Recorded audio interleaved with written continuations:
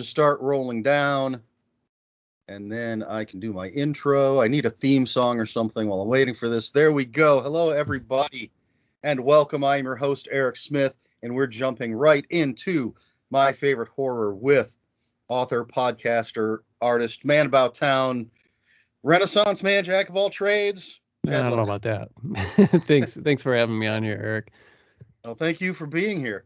Well, I was looking at your website, and it just a lot of credits up there. Reviewer of books, music. I used to do music for a couple different magazines and stuff, but I don't really do that anymore. Okay.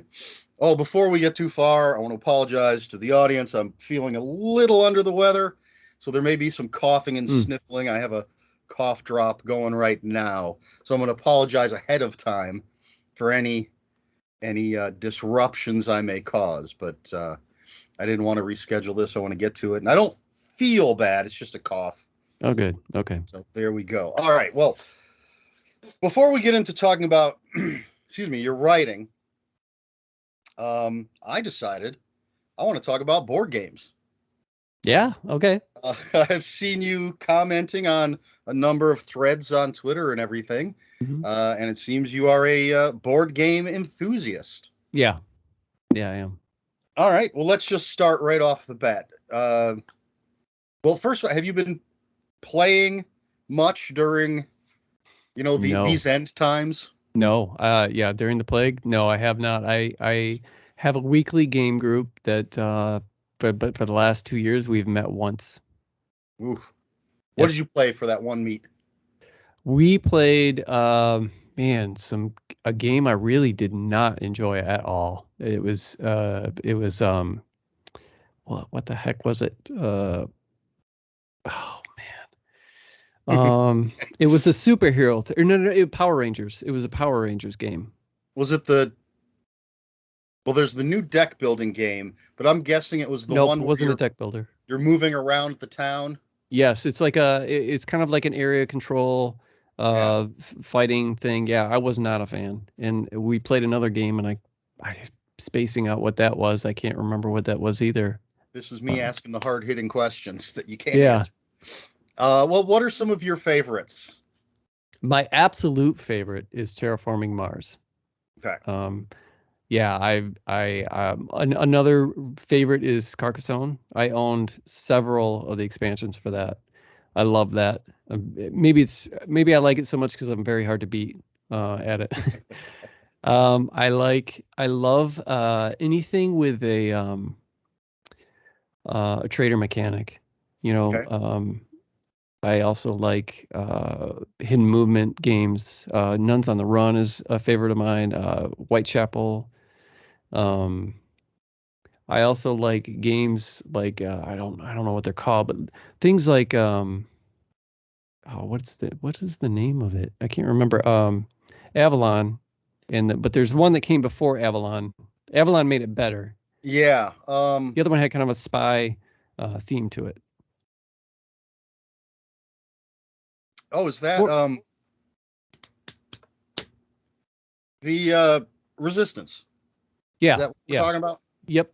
Those are more kind of like party, games, but I also am really a big fan of, any, and it's been so long. I mean, I have, 150, 200 games. Nice. But the games that I don't like, I'm not a big fan of area control. Okay. I'm not a big fan of superhero stuff, but if it's something like a deck builder, it doesn't matter to me. It just, like Street Fighter, not a fan of that theme, but the Street Fighter card game is a great game. Yeah. So that's not a big deal to me. And I'm not a fan of I was like, we were just talking about the Power Rangers thing. That just feels like, the games of yesteryear where you roll dice and move and everything is just rolling dice and moving based on luck. And I don't like that. I like the, skill involved. Well, I'll say deck building is my favorite mechanic. Okay. I know some people get tired of it. I still love it. I have all of the DC deck building stuff. Hmm. every expansion, every I like core I like the DC set. one. Yeah. Um, and I have at one time I could have said all of the Marvel Legendary, but my game store isn't really great at getting the expansions, Hmm. so I've missed the last three, I think. But I had the Alien, which you mentioned on Twitter Yep. that you played Got that. that one. I've got that one. Yep. And I had Predator, I've played that. and the only legendary deck building games that I have currently are the Marvel, Buffy the Vampire Slayer, and the X Files. I really Mm. like the X Files one, Oh, I didn't even know that existed. Yeah. and it's the Buffy one is like a normal legendary where you always just flip over a card from the enemy deck, Hmm. the villain deck, whatever it is, as opposed to what do they call it? Encounters, Hmm. which is like Alien, where they come out face down. Yeah. X Files is a face down one, and it adds a thing in the home office or whatever they call it in there.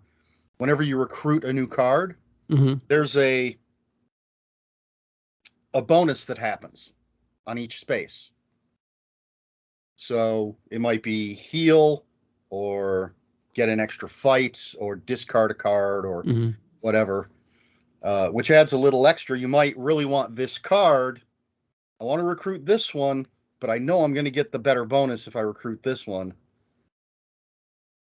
So that's Yeah. a lot of fun. Plus, I'm a huge X Files fan. Yeah. I'd like to have that one. I think the doesn't Legendary also have a Big Trouble in Little China? Yes. Yeah. I've never played that either. Um, it's fun, and it does have a card that requires you to flip a coin, which I like. Mm. I like that kind of when they add a little something extra where you gotta, Yeah. oh, all right, I don't know what I'm gonna get. I'll play this card and see what happens. I also I like Euro games a lot. I'm a big fan of Agricola as well, Mhm. and worker placement stuff. I love. Have you played? I have to look. I have just games all over this room. Champions of Midgard. I have. Yeah, that's a good one. I like that one. Um, have you tried Red Rising? Um, I'm not sure. Is that have like a Japanese theme? No, it's No, technically it's based on a science fiction series, I don't think I've played it. No. but it's a point salad kind of game, Hmm. and you have, I think you start with 5 cards, and you're most likely only ever going to have 5 cards in the whole game. Hmm. There's 4 columns, and you put a card down in one of the columns, and you do the top part of what that card says that you put down. Hmm. Then you choose a card from one of the other columns and get the bonus for that column, which may be move your rocket ship up, or add cubes to this thing that I can't remember what it's called. Hmm. All the things you're going to get points for at the end of the game. Um, and then the bottom part of the card is bonus points if if you do certain things by the end of the game. Hmm. I like it. It's simple. I've never read the books, but that doesn't matter. I think probably if you're a fan of the books, you'd enjoy it more because you'll know all the characters that are on the Yeah. cards. But um, yeah, I'm just kind of looking at all the games I've got sitting around. I just the other day got The Hunger from Richard Garfield, which is a mix between, well, it's a deck builder. Well, it's like Clank, but with vampires. I don't know Okay. if you're familiar with Clank. Yeah. Yeah. Hmm. Yeah. There's another game like Clank, but with a different theme, but I can't remember what it's called. And I think I like that one more than I do Clank. Clank is the one with is it the medieval theme? Clank, the original Clank, yeah, it's a fantasy theme. There's a sci-fi one too. Yes. But I can't remember what it's called. But I It's think just like Clank in space, I think. maybe that's what it is. Yeah, it seems like that. Um, Yeah, I've played. I mean, the game group I have. It probably has like, not everybody. We shuffle around. Not everybody can make it. So, it's usually 3 to 5 people who show up. But we have a game group of, maybe near 7 or 8 people, and everybody owns a ton of games. So we're always.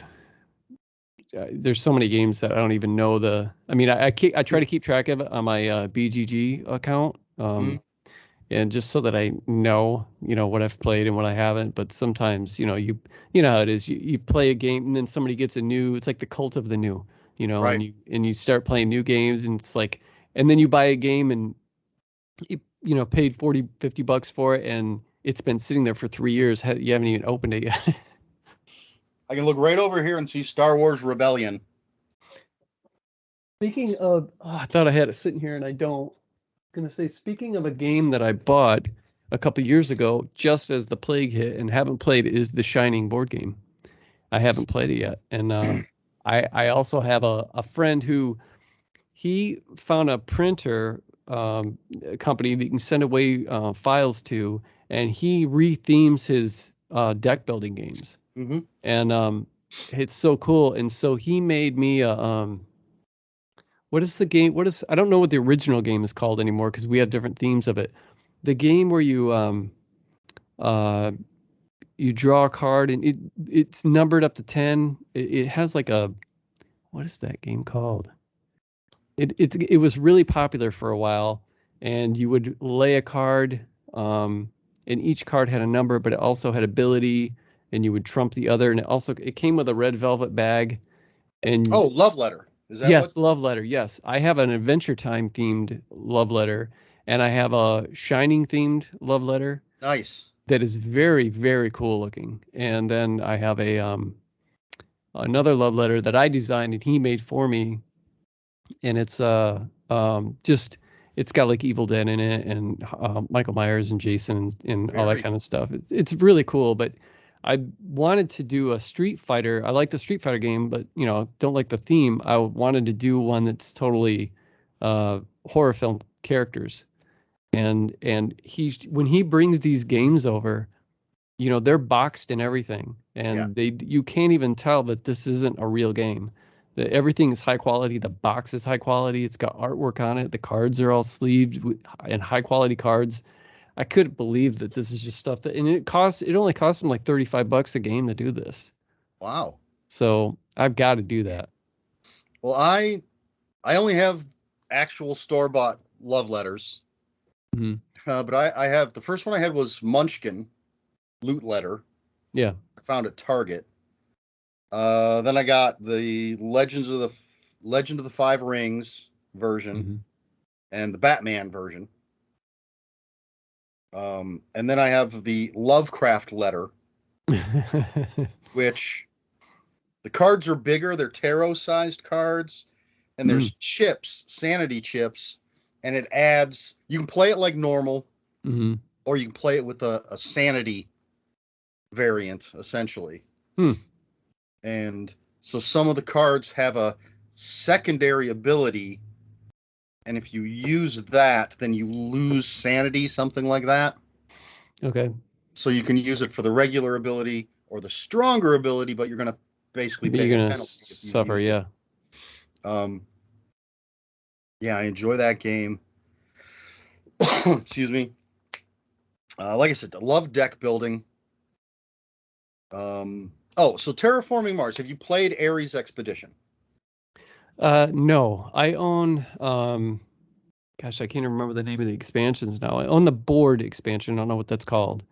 It was the first one that came out, and I own the 3 expansions that came out after that.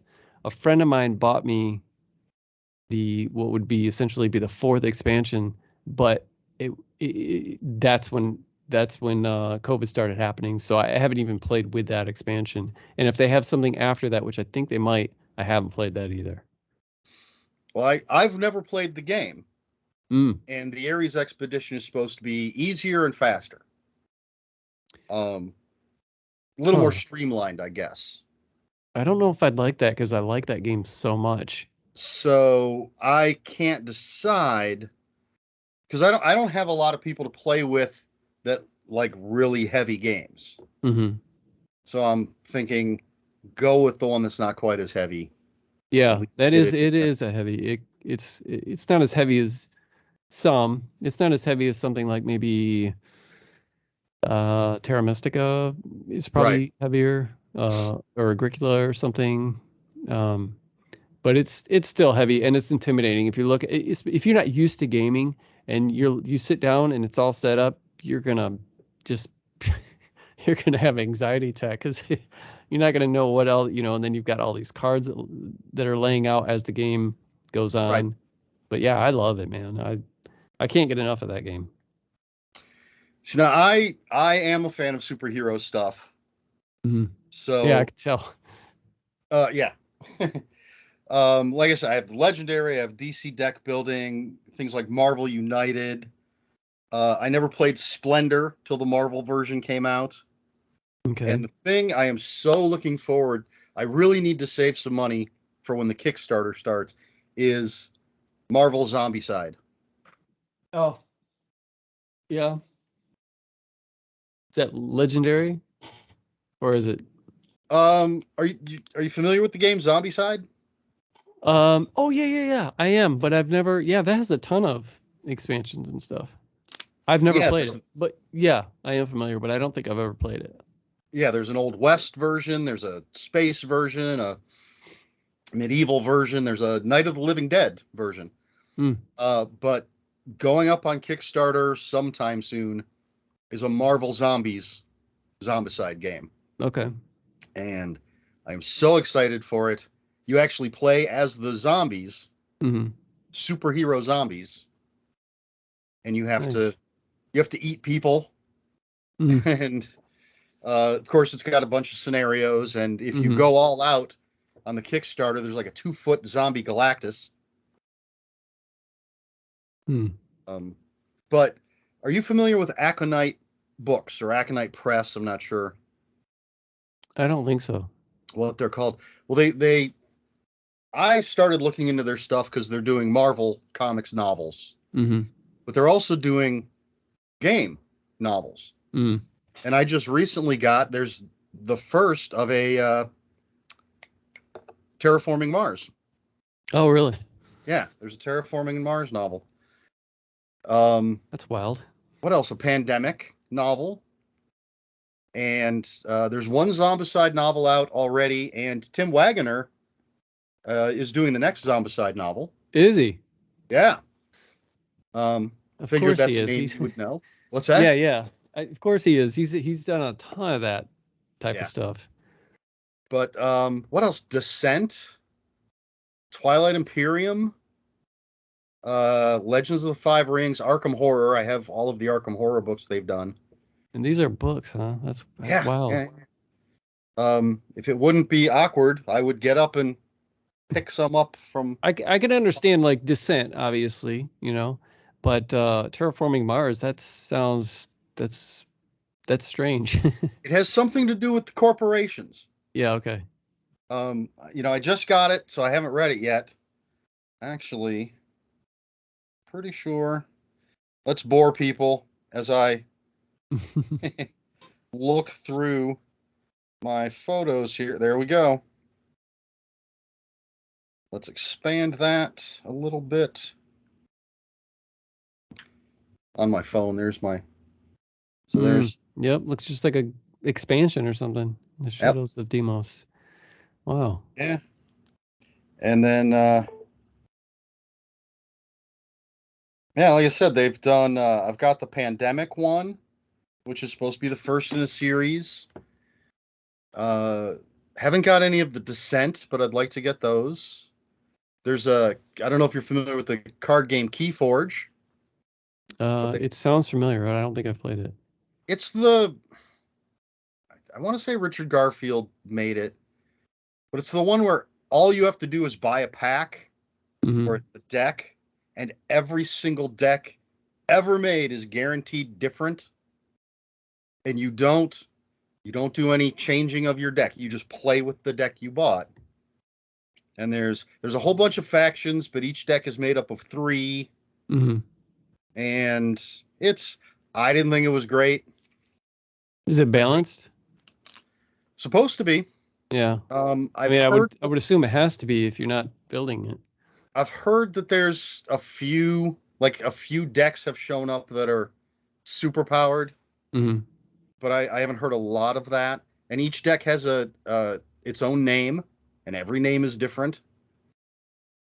I actually heard that there's a problem because the algorithm they were using to keep all of this stuff unique has broken down. Mm. Sounds like more like Planeswalker decks or something. Um,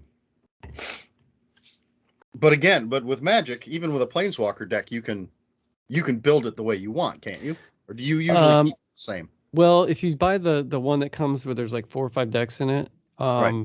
that's actually the last time I think I played Magic. I used to play quite a lot in the early 90s, and then things started getting out of control with it. Just I don't have that kind of money, and you have to nothing stays balanced, and if you don't, it yeah, don't get me started on that game. It's just such a money sink. But then when the Planeswalker decks came out, they're all just different themed, different mechanics and stuff. And I really like that idea because then you just pick a deck and it's balanced with the other decks. You don't Right. touch it. Um, Mage Wars had a cool. I don't know if you ever played that, but that's deck building. But that's you put all your cards in the spell book. In the spell book, yeah, and you Yeah, pull them out each turn, which pretty spells crazy. think you're going to But it's use. a game that you can't really like, you can't just like have game night and then you got to have like a buddy that really knows the game. You both Right. and you spend a lot of time through your cards and yeah, it's not just a game you pull off the shelf. Let's play Mage Wars. It's got to be part of your life, you know. That's the kind of game where I just build the recommended deck they give you the card list in the back of the Hmm. rule book. Yeah, I'm just like, yeah, that's what I'm going with. I'll learn these cards and I'll be the necromancer. yeah. But yeah, Magic, I understand the appeal for a lot of people, the current appeal. There's just way too much of it. Hmm. Um, Way too many keywords and they keep adding mechanics, which again is great for the hardcore players. I Yeah, would love to go back to a mid 90s starter deck yeah. kind of situation. Yeah, I mean I would still play, but I even actually have the World of Warcraft trading card game too with a ton of those cards and I would still play. But we very rarely play Magic at all. Maybe once every, I don't know, 4 or 5 years it seems. And then uh, I would still play it, but I'm not going to sit in a comic book store and with my deck and it just be a waste of my time. I know I'm going to lose because I don't have, these new cards. Yeah, so I'm not going to do that. But if I have a buddy who has cards as old as I do, and we have decks that we've built and they're balanced, or Yeah, at least somewhat balanced, and that's fun. It's a fun game. it is. Um, I know, like I said, I got the Hunger, which is Richard Garfield. I know I have something else that he did. I can't think of what it is. Cannot think. Hmm. He's done a Um, lot. He's done a lot of them. are you familiar with the new game Final Girl? No. Mm-mm. It's a solo game, Hmm. and the only thing is it might be cost prohibitive for some people because you buy the base box, which I believe is $25, and then there's a whole bunch of I don't know what they call them, but they're the Final Girl boxes. So Hmm. the base box gives you basically everything you're going to need generally to play, and then you buy this other box that has two Final Girls, different scenarios and setups for the game, and different villains. And you basically have to combine the two, the Mm. base box and then the Final Girl box. Um, and every Final Girl box is $25. So if Yeah. you want to start getting them, that's $25 each time. But you set up this villain. It gives you the win lose conditions, how to set up whether it's an asylum or a camp or whatever it is, and you're the final girl trying to survive, trying to save innocent victims, and trying to defeat this maniacal killer. Yeah. And I've only heard great things about it. I haven't heard anybody complaining about it yet. It's one that's on my list to pick up, but it is a solo-only game. That's interesting. Which might be good for these times. Yeah. But I do want, as much as I love Cthulhu-themed games, I would love to see more general horror or non-Cthulhu horror-themed games. Yeah, there was one that I was excited about, but it got poor reviews. I think it was called Camp Blood or something like that. It's like a Friday the 13th kind of ripoff, and it looked like it was supposed to be a little bit like Whitechapel maybe. But I heard that I haven't heard anything really that good about it, so that was a bummer. The only horror games I think I own are City of Horror and Last Night on Earth, and then an expansion with that, and then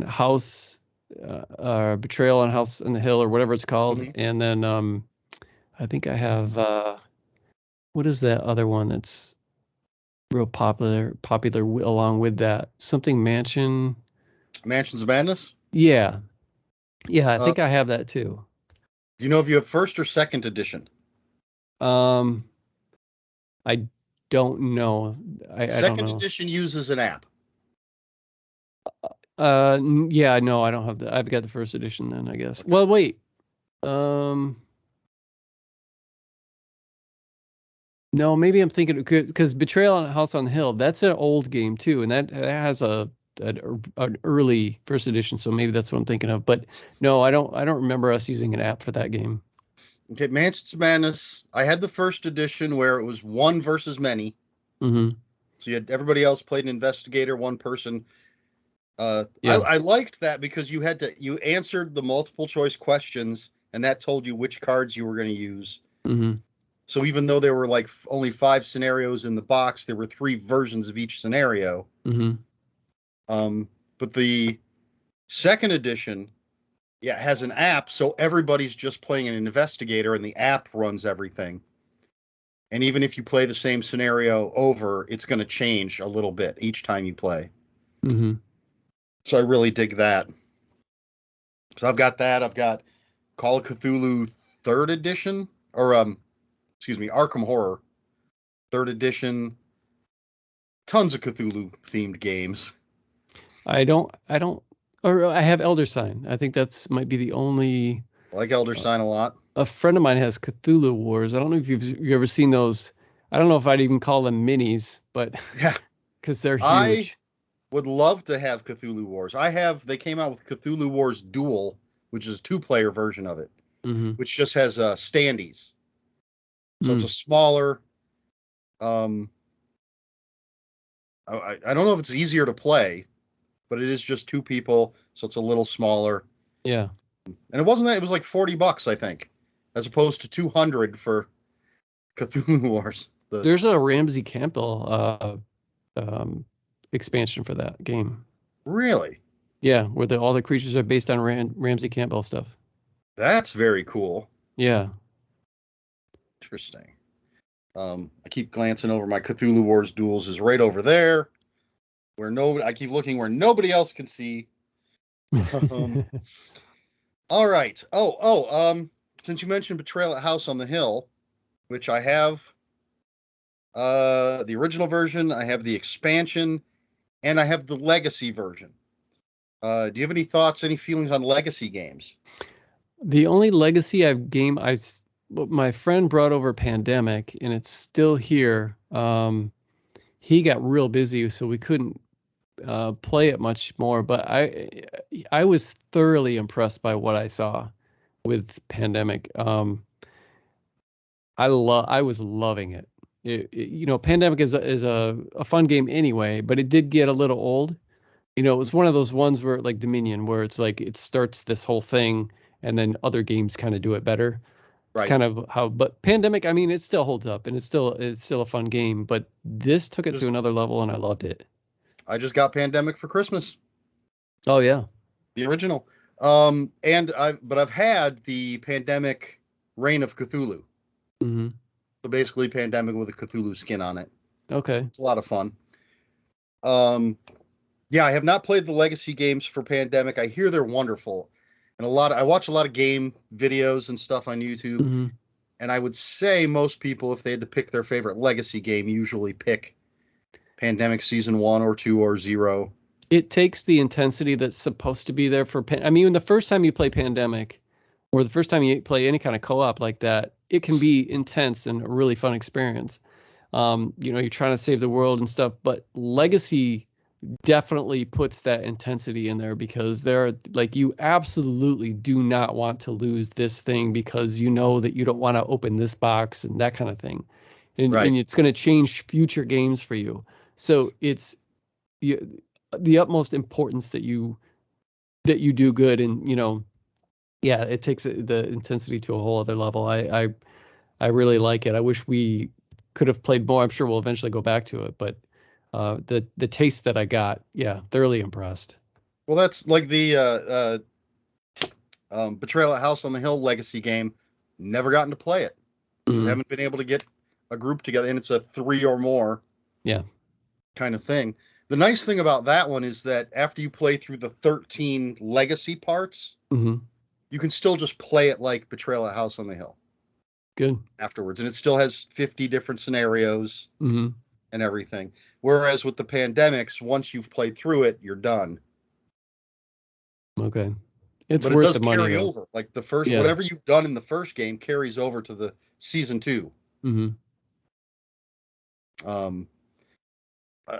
I feel like there was something else that I was going to add to all that, but I've forgotten it. So let's move on.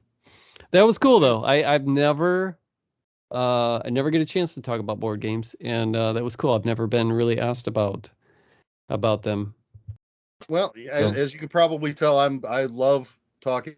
I could keep talking games, talking about dice, bag building games, and all the different mechanics of different games. But we should move on and talk a little bit about this. Cannibal Creator. There it is. I got my physical copy.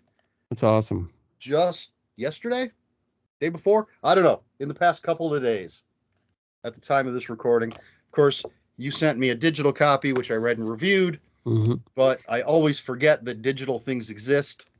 Yeah. So I had to have a physical copy. So right off the bat, it seems to me, and I'm not an expert on your work, I haven't read all of it, I'll admit that, this seems to be a departure. Yeah. For you. Would you say that's correct? Yeah. Mm-hmm. And was there any particular reason you chose to do this at this time? No, these kinds of things just happen. I try to set plans. I'm working on this book and this book. I usually have a couple different things going on. And then I'm like, well, if I try to look at release dates and when I can get the cover done and stuff. And then all of a sudden I'll get an idea that can't wait. And that's kind of what happened with that. Had no intention of writing that. The idea wasn't there. And it was in October. It was late October, and I had COVID through most of September, and still recovering a little bit in October. And I was laying down, getting ready to watch Lucio Fulci's Zombie, and I hadn't seen it in a while. Loved the movie, and I was sitting there, and it had just started. And I was watching the boats and the island and stuff, and I thought, man, that'd be really cool. Like, I mean, it's been done a million times, but to have a book, on like an island, but I don't want to do zombies. And then I had watched around that same week, I watched, I think it's called, I Eat Your Skin. It's kind of an old black and white film. And that takes place on an island with more like voodoo zombies. And I love the Italian cannibal films. So I thought, and the idea just wouldn't go away. And I thought, this feels like a really easy project to put together. So when I was doing NaNoWriMo, I just the first, I think, 3 weeks of NaNoWriMo, I wrote that. I made the cover before I did anything. I've done that before. I just I created a cover that I wanted it to look like a VHS tape that you might grab in the 80s. That has warnings on it, banned in 31 countries and that kind of stuff. I used to love seeing that. Yes. And then the back with the photos. So I made all of that before I even wrote a word. And then I did something I never ever do, and that's I started to outline it so that come NaNoWriMo I would have a little bit more direction because I wanted it to go fast. So I outlined probably maybe a half of the book. Um, I don't necessarily, really like doing it like that, but for some reason, I just decided to do it, and I had a lot of fun. It came together really fast, and I self-published it, which is how a lot of my stuff is. It it depends, not all of it is, but I mean, I've got like I think three or four books coming out this year that I'm not self-publishing, that they're going out through publishers, but. Yeah, it was different. I've written short stories that are like gory or offensive or whatever, but for the most part, I like human horror. I usually tend to stay away from supernatural things. And I don't really write to scare people, but if I'm going to try and write something scary, it's usually not anything new supernatural, because that kind of thing doesn't really spook me in literature anyway. Mhm. So yeah, it's different, but it's also kind of the same. I guess it still has some of that life lessons, heartfelt stuff going on in it. It's more than just some kind of, slasher, which is something I wasn't really interested in, just trying to shock people. I wanted to add drama, and there's a story there rather Mhm. than just people to be killed, and let's find out how this one dies and this one dies. That's fun to watch. I don't like to read that. I want a story, I will watch, Friday the 13th and any kind of slasher, and just to see how they're killed, and that's really entertaining. But if I'm going to spend, that's only 90 minutes. If I'm going to spend, 4 to 6 hours reading, I want to be told a story. So that's what I tried to do. Yeah, well, you have um interesting characters. I well-written characters.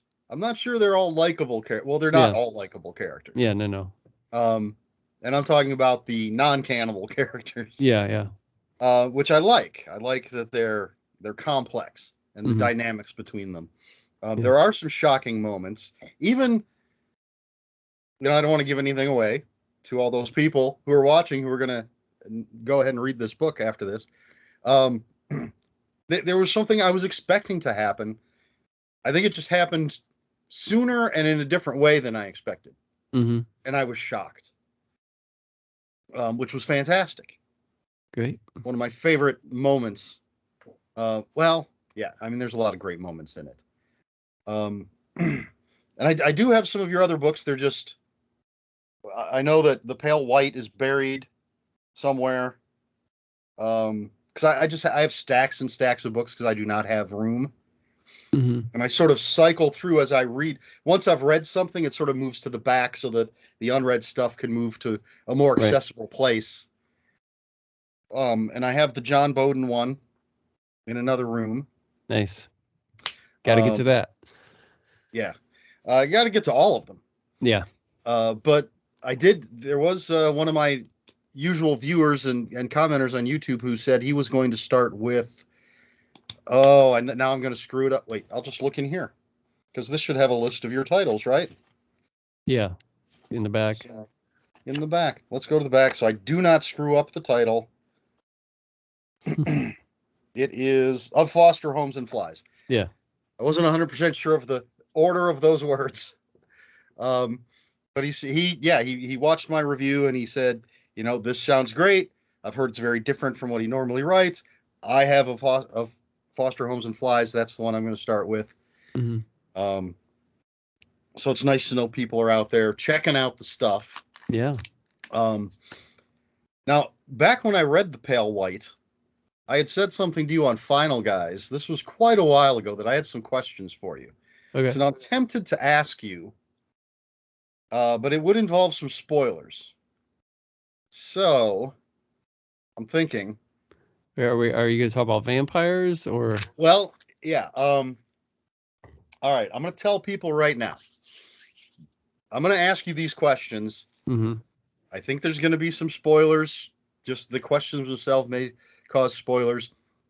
So if you don't want the book spoiled, folks, just mute this until I give you a double thumbs up. Not the one I just showed you, but I'll give you another double thumbs up. Since I don't edit or anything, I can't like put stuff up there. All right. So, although it's been a while since I read it, so I only remember a couple of the questions. One was, did you ever consider making, and I'm afraid I don't remember the characters' names, but did you ever consider making that character an actual vampire? When I started writing the book, it was still called The Pale White, and all three were vampires. Interesting. And it was going to be a vampire, like a road trip revenge, where they were going to actually seek out and kill everybody that had ever done them wrong, like savagely. Kind of like the first chapter. The first chapter was just going to be repeated throughout the whole book. Just very bloody, very savage. But then I decided to change it. Yeah, it sounds like a big change. And I thought it would be. I really loved the idea of because people process trauma differently, and they have different perspectives. I liked the idea of playing with that, and then one of them being, taking that to a strange level. So I really liked that. It's funny, I did get a review. I'm not going to say who left it because he's embarrassed, but he read it, and in his review, he stated that this is a book about, 3 vampire girls and stuff. And I mentioned something to him, and I was like, I think it was in a message. He sent me a message. I was like, there's no vampire in the book, right? He's like, what? And I was like, yeah. And I explained it. And he's like, I feel like such an idiot. It happens, I guess. Yeah.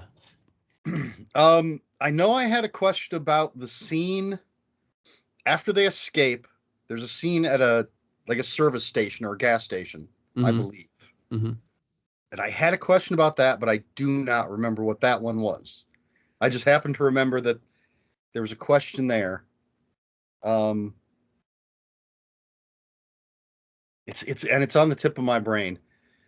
But the other big question I had was the ending. And I guess I'm just, kind of picking your brain on how much you consider alternate things, because I expected, or at least half expected at the end, that the young lady would get home and find that her parents had sold her to the guy. Okay. I was actually surprised that there was basically a happy ending. Yeah, there was. So again, well, once you were past not doing the vampire thing, was there always a happy ending? Do you know where the story's going? Is there a point where you know? Most of my stuff, some of my stuff I started out right away, and I know, like a Foster Homes and Flies, I pretty much knew to a certain extent exactly what was going to happen at the end. Skullface Boy, I didn't. I think I got maybe halfway through the book, and I was like, I was just outside in the middle of the night, like looking up at the sky, and I wrote this paragraph in my head, and I ran inside and I wrote that down, and it never changed when I wrote it. And I've done that with a lot of stuff. I get so far, and then I'll write like the last paragraph, or the last. I always like that last sentence to be the one that hits the hardest and makes you think. Like with the Pale White, about her saying, I love you too, or whatever. It's been a while. Or good night, or I think she says I love you too. So I love that kind of stuff. It's kind of like it's almost like a Twilight Zone episode, but not really. It's not in the Twilight Zone. It's just that last moment that's like, oh man, kind of. So something you can carry with you, and maybe close the book and look at it and go, wow, that was cool. So, and even Cannibal Creator, is like that. The very last sentence. That I last love sentence. it's like the whole reason why I write the books is to have that final sentence in there. It feels like, but I didn't I don't recall what I had in mind for the ending. I'm sure that as I was writing and getting so far, I was like, okay, Cammy is going to speak, and I did feel as I was doing it that I got the sense that maybe this is a little too wrapped up. And I knew that some people would hate that, and I wasn't even sure, like wrapped up too nicely, maybe. Um, and I was okay with people not liking that because I don't like that when that happens. But it wasn't perfectly wrapped up. You weren't sure that she was even going to be able to live there, and you knew that she was, at least for a while, she was not going to be able to. And talking about Cammy living with Mm-hmm. the other girl who Stacia, I think, yeah. So I don't remember. But I knew that. To me, I only have two books that really don't have a happy ending, and I think Cannibal Creator is one of them, and Wallflower is definitely there's nothing good that happens in that book at all. So, but the majority of people, we all, we like happy endings. We don't necessarily like to see them, tied together, you know, with a bow perfectly, but you kind of do always want to see the guy get the girl and vice versa, and sometimes that doesn't happen, and I also like that too. But I think for the majority people, they especially when you have these three girls going through this hell, it's like you almost kind of have to, if Jack Ketchum was writing this, then yeah, you probably wouldn't get that. But this is me writing it, so I did want to give something good for these girls. All right. Okay, so we'll give the double thumbs up since I can't remember the other question that I had. We'll be done with talking about the pale white. We're going to move on to our main event. Awesome. Talking about your pick for my favorite horror. But first, as I want to say as always, but I've only been doing it for about 6 or 7 episodes now. I have a fake ad because I'm trying to get someone to sponsor me. So I'm doing fake sponsors. And this is something you've already mentioned. So this episode of My Favorite Horror is not brought to you by The Shining, Nice. the board game. There's the back of it. You're familiar with it, obviously, but for Yeah. those who are watching, this is from Prospero Hall. It's a mainly a cooperative game. There's a non-cooperative mode ish, a one versus many secret identity mode. It's got great accessories. The first player token is an actual keychain for room 237. You've got some great iconic scenes on the cards there. I tried to grab. Let's see. Oh, there you go. Everybody wants to see that. Yeah. And of course, I just got this game and posted a picture of it, and 2 people sent me a GIF of this in response of that image. Come play with us. Yes. So in this game, 3 to 5 players are caretakers of the Overlook. You're going from room to room trying to build up your willpower. At the end of every round, there's a shining turn. And if your willpower is not equal to what the shining does to you or what the Overlook does to you, you become possessed and attack another player. And you have to survive 4 months, 5 if you want to make it a little harder. If a single caretaker dies, everybody loses the game. There is a version, or you can play it with a hidden role, where let's say you have 4 players, 3 are going to be caretakers, 1 is corrupted, and they will be secretly playing against the caretakers the entire time. So then if a caretaker dies, the corrupted player wins. But if the caretakers can make it through, then they win. But there you go. That's my non-sponsor for this episode, The Shining, the board game.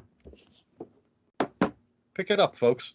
Um, Very cool. and there is another Shining like escape room game, but I hear it's horrible. Tons of misprints. Oh, really? And yeah, because I was looking into that one, and like you can get hints, but I hear the hints are wrong. Oh, wow. And there's misprints that give away like mysteries that you aren't working on. According to a bunch of the reviews I read. So I figured stick with this one. Yeah. All right. So of course, with that leads us into your pick for what we were going to talk about. There will be spoilers, folks. I mean, this is a 40-some-year-old movie. So, but if you haven't seen it and don't want it spoiled, just pause this video, go watch it, and then come back and watch us talk about Stanley Kubrick's The Shining. There you go. All right. Now, why did you pick this film? I picked it for a few reasons. One is it might be my favorite horror movie ever. Okay. And the other one is every time I get a chance to spout off about how the Kubrick's movie is far superior to Stephen King's book, then I like to do that. I know it pisses people off. All right. I know I get into it, I guess. I've got some people in my camp, but the tribe is small, you know. So yeah, I not to bash the book, it's just that I really really like the movie, and maybe it's a visual thing, but I think it's just a work of art, you know. Well, just in case there's somebody out there who doesn't know this movie, can you give a quick synopsis of what The Shining is?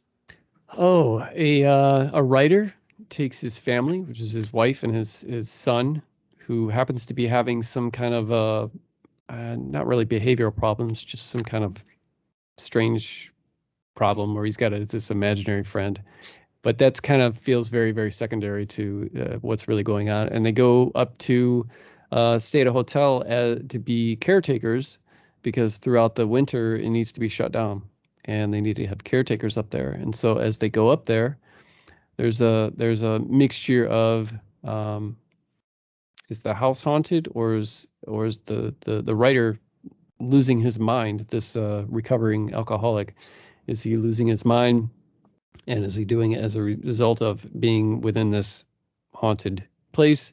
And then the shining comes from the little boy. We find out that he has this special ability to kind of like you know, sense and feel and even visualize things the bad things that have happened or that could happen. And he meets up with somebody who has the same thing and kind of for the first time in his life gives him a little idea of what it's called, what it can do, that kind of thing. It all comes to a head. Yes. Excuse me. All right. Just real quick, and please no spoilers. Have you read and or seen Dr. Sleep? Yeah, I have not read it. I did watch it. Okay. I have not read or watched it yet.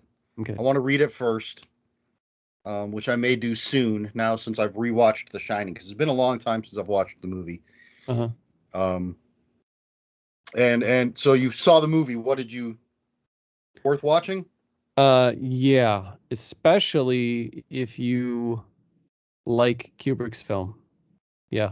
Yeah, I heard it's more a sequel to that than it is to the book. I can't say that, but I do know that I can't remember the guy's Flanagan. Is that who did it? I think so. Yeah, I do know that he was able to somehow appease both camps, you know, the Kubrick lovers and then the King lovers. And nice. I was giddy watching this because there's a lot of nostalgia within the film, and it instead of drawing from Stephen King's Shining when it references it, it draws from Kubrick's Shining. So that I was very pleased with that. Yeah, it's definitely worth watching. All right, well, let's get to Kubrick's Shining. And so I rewatched it yesterday and had not seen it in a long time. I think I was able to look at it with a more critical eye, or at least a more nuanced eye. Although I juxtaposed a lot of scenes in my head I had some things out of order. I had forgotten some things, but right off the bat, very beginning of the movie, we have the wonderful helicopter shot. Yeah. Following Jack Torrance's car with amazing music. Yeah. Great and I soundtrack. forgot to look up. Do you know who the composer was? No, I can't remember it, but it is old. I should know this. Let's see if it's on IMDb. I'm sure. Original music by Wendy Carlos, Rachel Elkind. I don't know if that's the only music credit I see. So, yeah, I loved the music, which I think is something I never really paid attention to before. Yeah, it's very brooding. Oh, absolutely. Yeah. Even at that beginning, that very beautiful beginning, as sets we're the tone going through the landscapes, the music is just heavy. It's haunting. Yep, I love it. So then one of the things, I'm not a huge Jack Nicholson fan. Good. I tend to think that he's just Jack Nicholson in everything. Yeah. Well, you know what? There are a couple movies. Have you ever seen About Schmidt? Or I have not seen About Schmidt. I've seen the other one. As Good as It Gets. That's the one, right? That he's in. Yeah. Greg Kinnear and I've seen that. I didn't see About Schmidt. Yeah, or if you like stuff that's before, like, say, Cuckoo's Nest, he's less Jack Nicholson. Yes, way less. Absolutely. Yeah. But by the time we hit Cuckoo's Nest, and then from The Shining on, he's pretty much, it's like Christopher Walken. If you watch older stuff, it's like, he's just. But then if you watch, newer stuff, especially in the 80s, or movies like Communion, there is no Christopher Walken movie more Christopher Walken than Communion. I mean, he just goes, it's like Nicolas Cage, he just goes all out. It's like what people want. And I think Nicholson probably found that around Cuckoo's Nest and Shining time. Well, the thing is, I love him in this movie. Yeah, me too. Because I don't think he's Nicholson until halfway through, whenever that cabin fever starts to set in. And at the beginning, when he's doing the interview for the job, he's pretty charming. Yeah. Relatively speaking, for Jack Nicholson. You can't get past that face. Yeah. It's the eyebrows. Yeah. But I like his performance. Yeah, it's amazing. So of course he gets the job, but then I think, and maybe it's just me, but when he's driving back to the Overlook with Wendy and Danny, right off the bat, he just looks like a douchebag. Yeah. Like, just driving, he just looks like he's irritated by everything and everyone. Yeah, he does. But I think that's just Jack Nicholson. And I don't know. He has resting Jack face. Yeah, I was just going to say, he's got, yes. He suffers from that. But I didn't know if that was meant to be that, he could turn on the charm when other people were around. Right. And doesn't think it's worth the effort. But then there are, when it's just his wife and son, but then there are scenes where he is tender with both of them. So, yeah, I'm not sure. Or maybe he's just not, I mean, I think your average person is going to act differently around their family than they do trying to get this job. Right. Not to say that we're a bunch of assholes or anything, but we know when to turn it on the charm. We know when we're trying to get something, and getting that job. So maybe he's just like your average person, and here he is with his family, who he's with every single day, and maybe doesn't have any reason to, be wearing this constant smile that the viewer thinks that he should be wearing, because later on, he goes nuts. To me, he was just your average dad, your average husband. Okay. Now in the movie, they say that he dislocated Danny's shoulder.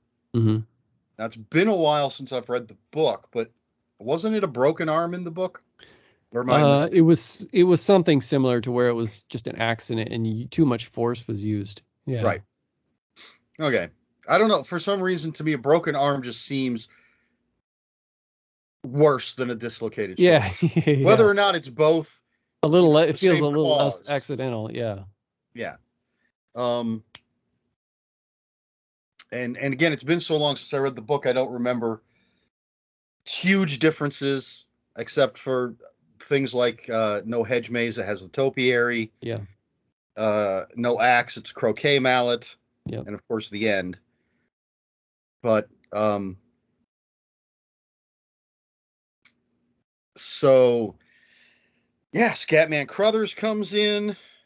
I like his performance. Mm-hmm. Although for some reason I always think his name is O'Halloran, but it's just Halloran. Yep. Excuse me just a moment. That cough drop is worn off. Mm. Um, but the movie is so beautifully shot. Yeah. There's the pan when the Torrances are being shown through the hotel Mm-hmm. that just goes through, I don't know how many rooms. Yeah. They're just walking this way. The camera's just moving, and it's a wonderful long shot. Yeah. Yeah, it is. There's so many. This is one movie that I feel like you could fill your entire living room and office with still shots from this movie that look like pieces of art. You know, whether it be the elevator, the twins, the bathroom in room 237, the um, uh, the maze. You know, the maze at night. Um, the hall where The or carpeting. the carpeting. I mean, my house is loaded with I got carpeting socks, I have carpeting blanket, I got carpeting ceiling fan, I've got that stuff everywhere. But the yeah, there's so many, and there's more. The bear guy in the bedroom, which to me was one of the creepiest scenes in the whole movie. The gold room, um, just on and on, just snapshots of just art that you Well, could, that was yeah, one of just the frame. things. Now, is he a bear guy? I always call him the bear dog Yeah, guy. he's like a bear dog thing. Oh, Yeah. there he is. Um, that was one of the things I remembered it as Jack seeing that, No, no. and much earlier in the film. Mm. I had forgotten Wendy running around and seeing all of those different things. She's the one that sees this. Hmm. Yeah, right around the same time. Yeah. Um, so yeah, I had that mixed up. I thought Jack saw the bear guy. I thought Halloran died earlier than he does. Mm. I I don't love know. his death. His death is great. Um, well, this is it's a movie that's been parodied, Yeah. and I don't know. Do you watch Family Guy? Oh yeah. Yeah. Have you seen?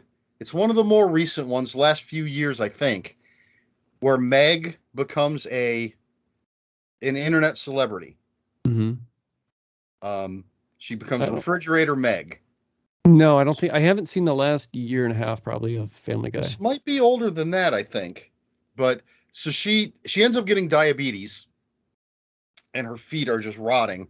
Hmm. So Joe is sitting in his wheelchair, and he kind of looks up, and he's like, he's like, uh, Meg's feet are dead.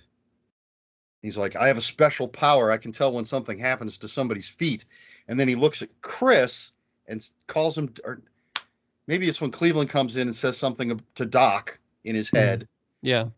But then Peter just randomly comes out with an axe, Mm. hits Cleveland in the chest with it, and they do the weird thing that Jack Yeah. Nicholson does. Yeah. It's a wonderfully done, choreographed little homage to that scene. Wow. That's funny. But I Yeah. also love the Simpsons take on it as well. I have seen that. Yeah, I have seen that a while ago. Um, so let's Have see. you I seen completely. What's have you that? seen Go ahead. any of the documentaries about The Shining? And I was going to get to that and ask you what you thought of the conspiracy theories and Mhm. the Room 237, Yeah, which that's I have another not reason. seen. That's another reason why I like this movie too, is because all of this stuff, whether any of it's true or not, I like that fanfare, you know. And there are, outside of that, there are also, you know, some of the conspiracy theories that you watch in some of these documentaries, like Room 237, and I can't remember the name of the other one, but some of them are really interesting, and some are just far-fetched, completely far-fetched. But the ones that are interesting, um, yeah, that's the. And then there's another one. I don't think this is in one of the documentaries, but there's a YouTube video. There's a guy that does really well-made videos and really dissects this and goes over some of the conspiracy theories. And there's an incest one. Have you watched that video? No, I'm Yeah, not. where they're saying that there was incest going on between Jack and Danny, and that and it points to all the clues uh, throughout this thing that has to do with like bears, for example. There's bears hung on the in the wall above Danny. There's a bear pillow behind him, and then when he's brushing his teeth and he's bending over looking into the mirror, and it has the same shot as the bear going down on the one guy. And then when Jack when they're getting ready to go through his interview, I can't remember if he's getting ready for the interview or they're going through the hotel. I think it's before the interview. Jack's reading a magazine, and the magazine is a Playgirl magazine. And on the cover of the Playgirl magazine, if you look up the issue, there's an article with the heading on the front of there's an article on incest in the family. And so I had all these little things in there that pointed to, it's a really interesting, there's a bunch of other stuff that I can't remember, but it was, whether any of it was true or not, it was really, I'll have to send you the link to the video on YouTube. It's really That's far interesting. out. Well, I do, like, just today at work, I was talking to somebody, and said, yeah, I watched The Shining last night, and you can clearly see how Kubrick staged the moon landing, Mhm. which I don't clearly see, but of course that's Yeah. one of the big things, so I like to Yeah. throw that out there. Clearly see what he did and how he faked it. Um, Well, I there are some things in one of the documentaries there they go through that theory, and there's some, you know, I don't necessarily believe that, but there's some cool stuff. Sometimes, like I said, some of this, it's just people are just searching so hard. mhm. But then some of it is like, wow, that is strange. That makes sense. I guess I'm not that deep a thinker. I go into the movie, I just want to be entertained, want to Yeah. be creeped out. Yeah. I can appreciate, like I said, this time more than in the past. And again, it's been probably decades since I've seen this movie. I appreciate the camera work and the music and the shots and everything else, as Yeah. well as the story itself. But of course, all of that stuff adds to the story and the Hmm. atmosphere. Um, the music, like I said, the music really struck me this time. Hmm. Um, and I think it works so well. Yeah. And as you said, some of the shots, I love the scene when Jack is looking at the model of the hedge maze, Yeah. and the camera just goes down from an overhead shot to On Wendy and Wendy and Danny. Danny in the hedge maze. Yeah. Just a beautiful, beautiful shot. There's another documentary that often accompanies the DVD, where it was just a mini documentary put together by Kubrick's daughter, and a bunch of footage, behind the scenes footage. It's really cool. Well, unfortunately, I did not have time to go out and get a copy of the movie because I don't own one. I had to watch it on, excuse me, Amazon. Mm. But I think I'll be picking up. I always try to find the best edition with the most special features. Yeah. All about the special features. I think that little documentary is on YouTube too, I think. Seems like most things are. Yeah, yeah, that's true.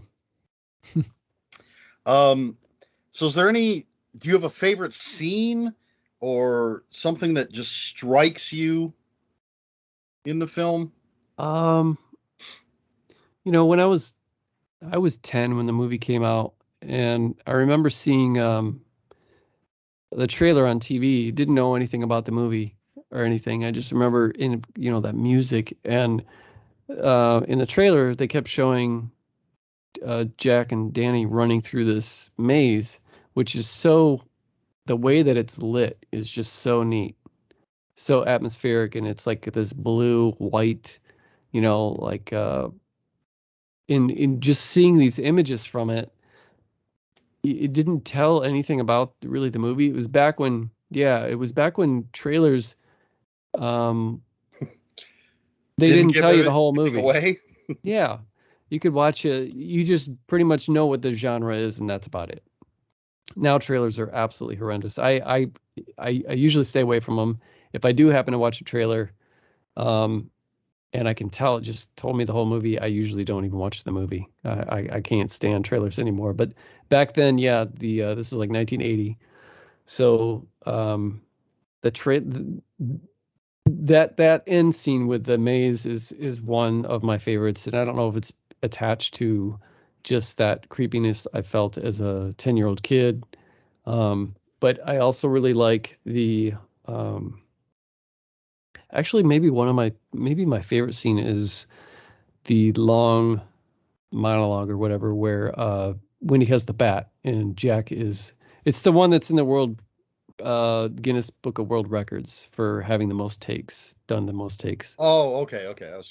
Yeah. Something like 180 times or something like that. Mhm. And or maybe more. But I really like that. The acting is just phenomenal. Yeah, And he's amazing. yeah, I love Nicholson in that. And but I also really like the bear thing. It's just so out of context. It's like what just happened? What is, you don't really know what it means. It's just an image and the way the camera zooms in and then the look of horror on Wendy's face. Yeah, It's horrifying because it doesn't make any sense. Kind of like if you watch a David Lynch film, it's like he doesn't do horror, but he kind of does. yeah, And when you watch some of his films, he's got scenes in there that don't make any sense at all, and it's scary because of that. Some of that Twin Peaks stuff.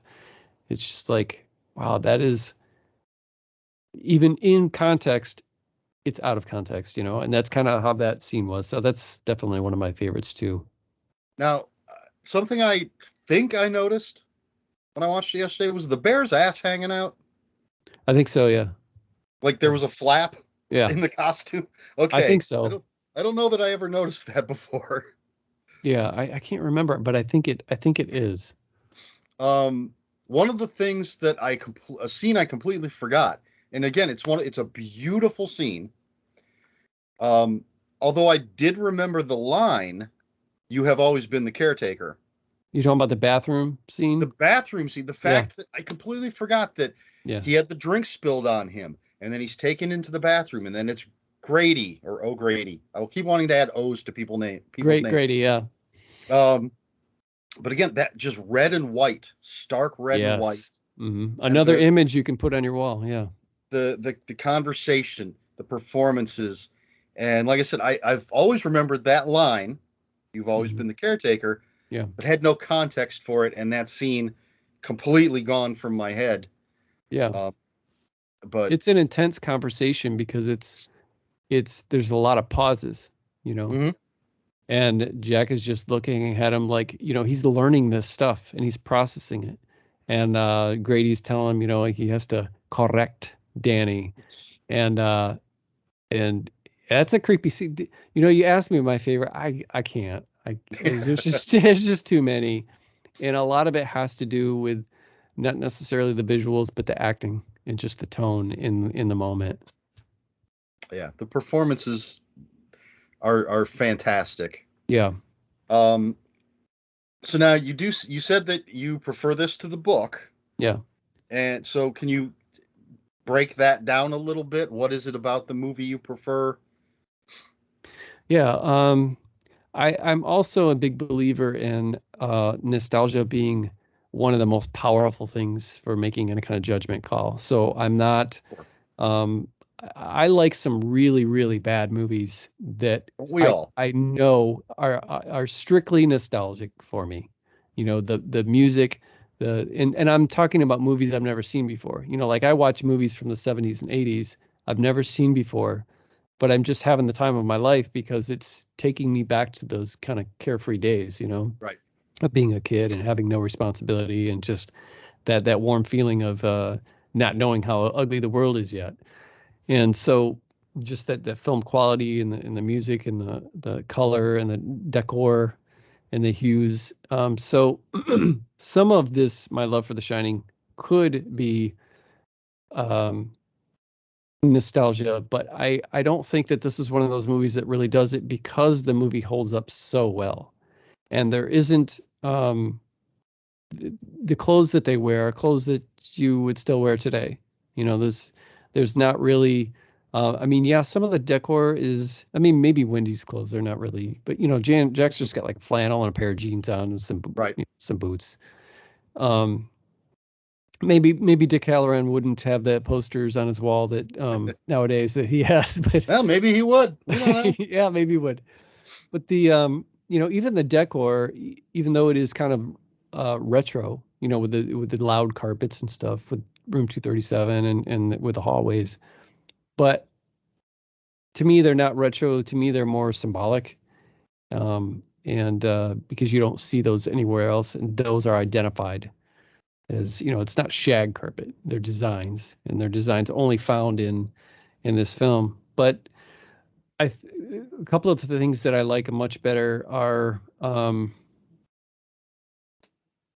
I didn't like the to me, while The Shining does have some supernatural elements, you could also pretend that maybe there is nothing supernatural about it.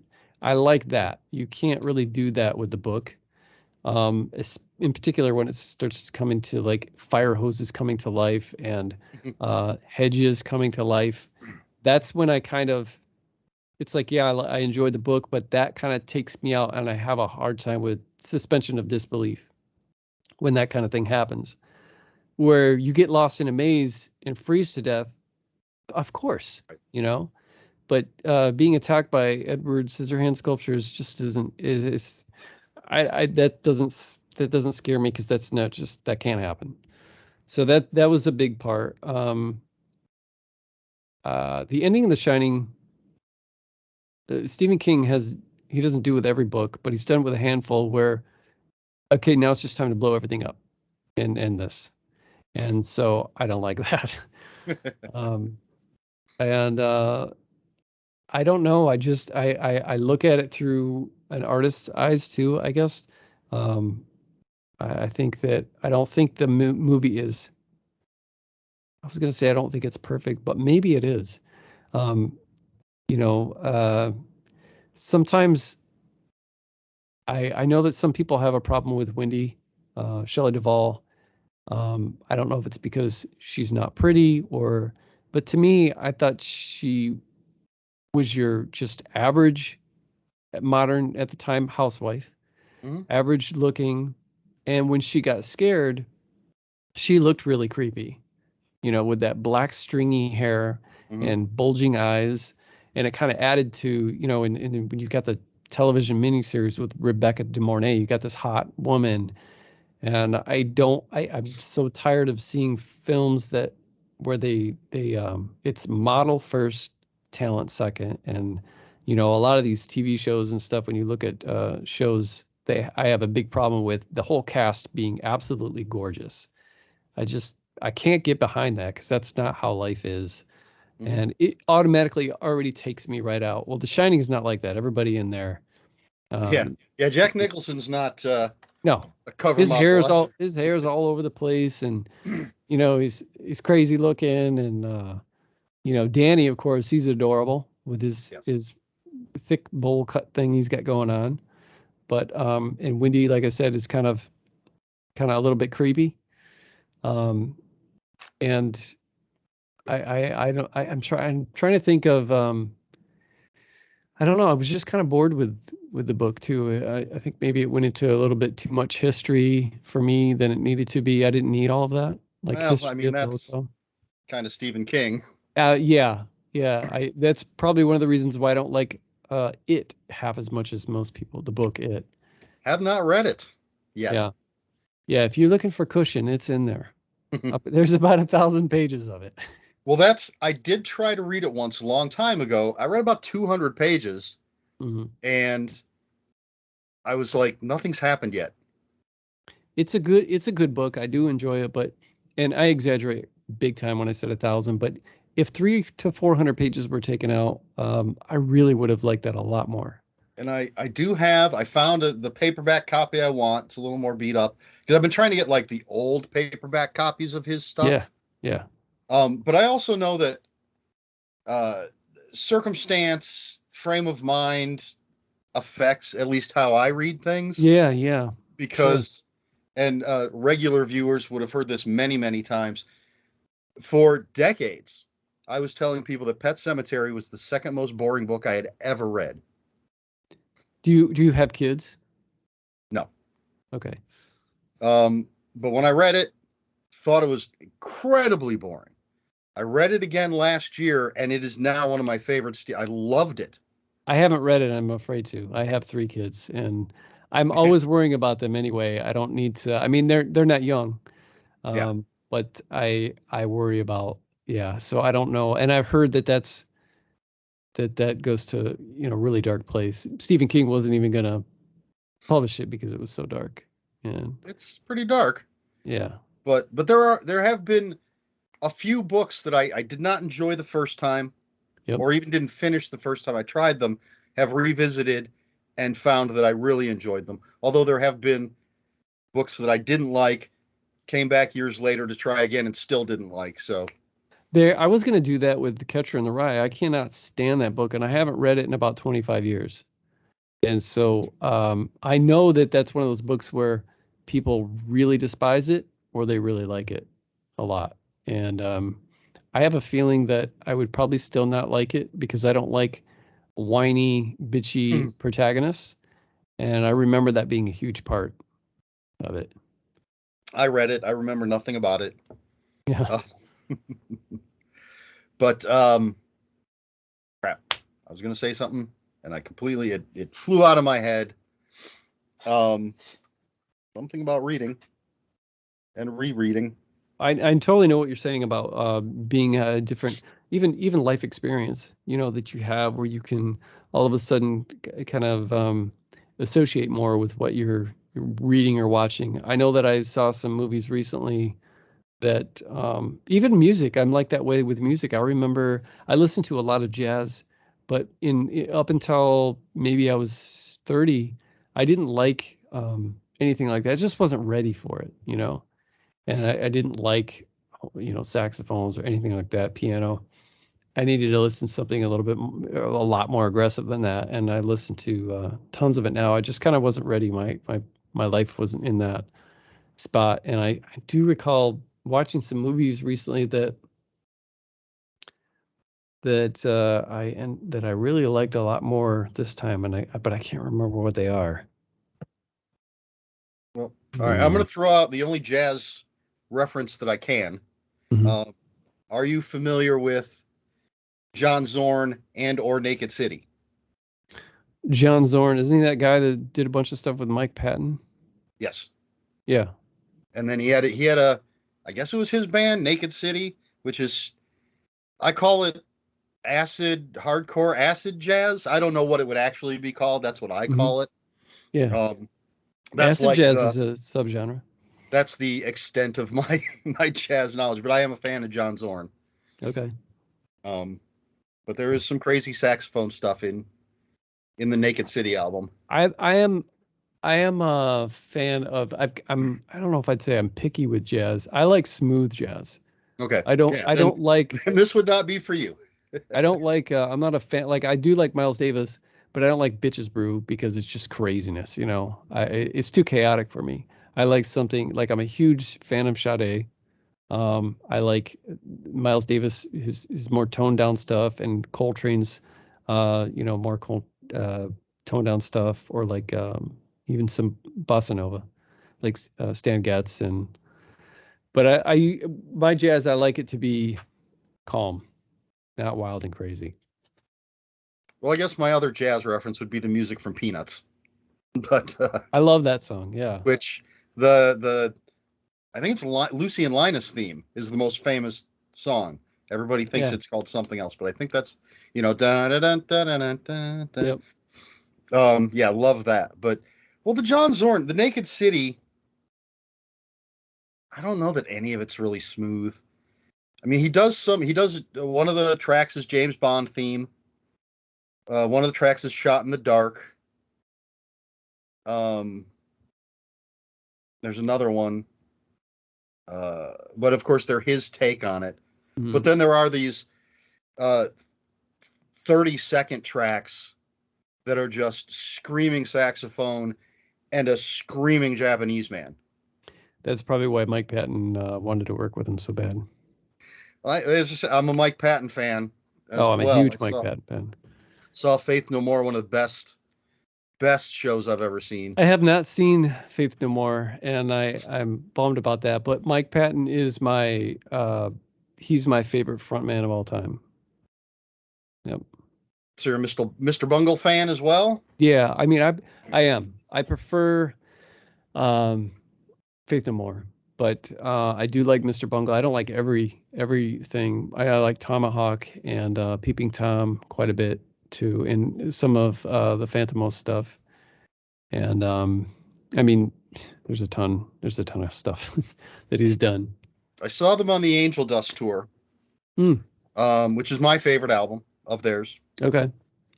Helmet was the opening act. I didn't think they were very good at all. Really? I think it was a matter of the live performance wasn't. Maybe they had an off night. I just was not impressed with their performance. I think my favorite Faith No More is The Real Thing. Probably always will be The Real Thing for me. I think a lot of people I know go with, was it King for a Day, Fool for a Lifetime? Yeah. Is that the name of it? Do I have that right? I think so, yeah. I think most people's favorite is Angel Dust. Yeah. Maybe it's just like every time I say it's my favorite, the people I'm talking to, they're no. King for a Day, Fool for a Lifetime. But, all right, well, let's kind of get back to The Shining. Yeah. So have you seen the mini series with Rebecca De Mornay and Steven Weber? Unfortunately, yeah, I did see it. Okay, so nothing positive to say about that? Not a thing. See, now I'm a fan of the topiary. Really? Even in that? That's some bad CGI. It's yeah, I'm not saying that the way it's done in the movie is great, but just in the book, and okay. I was happy to see it, at least an attempt, in the mini series. Okay. I like a supernatural. I can go either way. Right. Give me the realistic stuff, but I have no problem with supernatural things as well. Mm-hmm. So I like the topiary. And the fact that it's the croquet mallet instead of an axe, which just to me seems more painful. It seems a little more sinister, yeah. Being beaten to death with a blunt object. Well, it's not so much I like the axe killing, but the fact that he killed himself with the croquet mallet is pretty cool. And then let's see. You already talked about how it could be real, just in Jack's head, because I wanted to bring that up earlier when you were talking about your own writing and how you prefer real stuff to supernatural. Yeah. So now, do you, if you had to draw the line, do you think it's all in Jack's head? No. Or all in their heads? Or is there something supernatural? No, I think it's the hotel. Yeah. I mean, that just feels, even the guy who's hiring him, he talks about Grady and stuff. So yeah, no, but I just like the ambiguity, I guess. I love ambiguity. And even though it's, to me, you can clearly tell that, yeah, this is a supernatural. I don't hate supernatural stuff. It's just that for me, I want it to be done really well, I guess. And stuff like the topiary to me, or like in particular, the fire hose. I couldn't believe they did that in the miniseries. That was just silly to me. It's like, we're not at that point where you can do that kind of thing, or even if and sometimes Stephen King does, look at Maximum Overdrive. Some of the concept that he has sometimes can be a little silly, just for me anyway. And as far as suspension of disbelief, I have a hard time thinking about, this machine coming to life as being a scary thing. Doesn't mean it's not written well, but yeah. So I don't hate supernatural stuff, but I prefer it, and it's got to be done really well for me to thoroughly enjoy it. But I love, like haunted house films and stuff like that. Poltergeist. I like all that stuff. So it's not. Or what was that? Terrified. Have you seen that movie? The Spanish film. I did, because are you familiar with Kenzie Jennings? Yeah, the name sounds familiar. Yeah, she's a writer, of right? the Reception. She did one of the splatter westerns, the Red Station. Okay, yeah. Yep. She chose that for her episode of this show. Oh, nice. And it was on Shudder. Good choice. Fantastic movie. Yes. Horrifying. Some amazing, a couple of scenes that just are seared into my brain. Yeah. That bathroom scene in particular for me, that was hard to watch. But, movies like that was really done well. And that was supernatural through and through. So yeah, I don't hate it. It's just, I want to see it done well, I guess. Or be as original as it possibly can be, or as subtle as it can be. I like that too. Well, have you watched the, I believe it's Mike Flanagan, his Netflix stuff? Yeah. Haunting of Hill House, Bly Manor, and then, now I have not seen any of them. Okay. Yeah, I did. I didn't hate any of it. I think I liked Haunting of Hill House better. And Bly Manor, it was okay. And then I was a big fan of Midnight Mass. Midnight Mass. I called it Black Mass, but yeah, Midnight Mass. Yeah, great. I think consensus says that's the best of all three of them. I've heard a lot of people saying that, like, that's the most Stephen King, non-Stephen King movie. Small town horror, for sure, yeah. 95% of the time, if I have to choose between reading and watching something, I'm going to pick reading. So there are like so many shows and movies that I have not watched yet. Because you want to read it. There are things like that for me too, because I'm like, especially if it's like Stephen King. And I know that, like, I was surprised that the reason why I saw Dr. Sleep is because I saw have you seen the trailer? Some of it. Yeah. Okay. So you know that there are bits of Kubrick in there visually. Yes, absolutely. Okay. And I know about Henry Thomas. Okay. When I saw the carpet and stuff like that, I was like, oh, I have to watch this. This is a Kubrick homage. This is not I don't need to read the book. So, but if Stephen King puts something out, I tend to want to read the book first, because I know I've probably complained about him a lot tonight, but I love Stephen King. Yeah. Well, I'm not even saying like the book versus the movie version of the book. I'm saying just in general. You like to read first. If I'm sitting here and I can put on the first episode of The Haunting of Hill House, or I can read this, I'm going to read this. 95% of the time, I'm going to pick a book over TV or a movie. Okay. So there's tons of stuff I want to see. I just have not seen it. Right. But all right, so let's kind of wrap up The Shining. Was there any last thoughts on the movie or comparisons or anything else? Anything you want to say? I don't think so. I just, I don't think so. It's one of my favorites, if not my favorite. And I absolutely love it when a film is done right and it holds up, like The Exorcist. It's amazing how well these things hold up when you look at some movies that were made 10 years ago and they hold up horribly. And so, but something about those movies in the 70s, we had way fewer remakes, almost none, almost no kind of sequels going on, and just fresh original ideas. And we need that again. Well, I'm very happy that you picked this. I don't know when I would have watched it again if you hadn't. And it was, for me, it was great to watch it again. I don't want to say I'm more mature, but at least older. Yeah. And as I said, with a more critical eye or a more perceptive eye, I'm not sure what the best way to put that is. Because I wasn't trying to be critical of the movie. I just think I was appreciating the whole package of it. Yeah. The music, the cinematography, just as you say, those shots that could be hanging on the wall. Mm-hmm. Just it is a great movie, and it does hold up amazingly well. Yeah. All right. So we'll draw that part to a close. We're done talking about Stanley Kubrick's The Shining.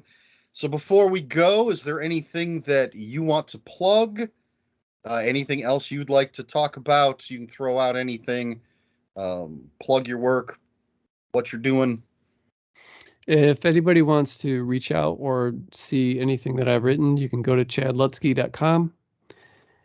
And I've got a new book that's available in paperback called, that Eric was talking about, Cannibal Creator. And the Kindle pre-order is going on right now and will be released on the 14th. And I have when are you going to air this? Yeah, this is going to air after the giveaway, unfortunately. Okay. Well, we won't talk about the giveaway. Congratulations to the winner of the silly apron that I'm giving away. Yeah. So, and then I have my own podcast with author Jason Brandt from Final Guys and So Bad It's Good, called Bleeding Page Podcast, where we talk mainly about self-publishing and writing dark fiction. And we filmed a couple episodes so far. And I believe either on the 9th or I think it's the 16th, we'll be airing our first episode and be doing it bi-weekly. So Nice. tune into that and subscribe and click like, follow, all that stuff. Cool. And Eric, for having me on here and for taking the time to read Cannibal Creator. I appreciate that. Oh, absolutely. Now, do you want to badmouth any of the Final Guys? I keep trying to get somebody to do it. They're not worth it. They're not worth it. Okay, there we go. All right. Great. Well, I'll have links in the description below for at least your website. I could throw up a link for your Twitter. Everything's on there. You can find links for everything. Okay, great. Well, if you can just stick around for a minute, I'm going to do my outro. All right. And so thank you for being on the show. Thank you. And folks, as I just said, I will have links to Chad's stuff in the description below. If you have any comments, questions, or corrections, please put them in the comments below. Please like, share, and subscribe. I think that's all I've got. So until next time, folks, read more books.